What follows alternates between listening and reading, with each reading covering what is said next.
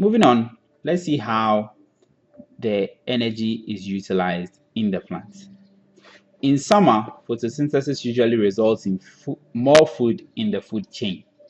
We're going to talk about food chains later, but I can simply explain food chain as the feeding relationship between animals. It is showing us who eats what.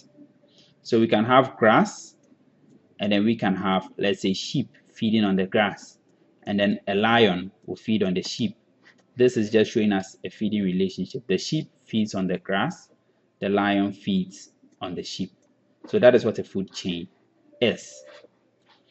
Now, in summer, there is excess food, or there is more food in the food chain. Why? Because the rate of photosynthesis is high. Now, during winter and drought, okay, over here you can see this plant looking very beautiful with its leaves and everything on it.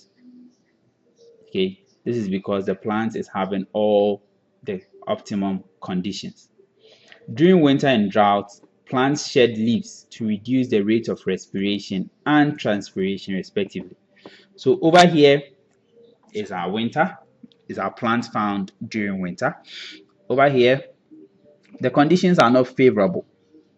The plant cannot produce more food because the light intensity is low.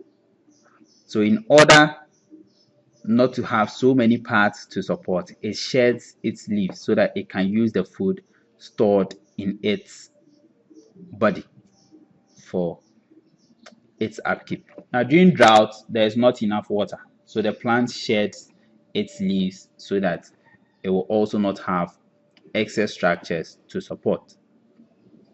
They use the stored energy to keep themselves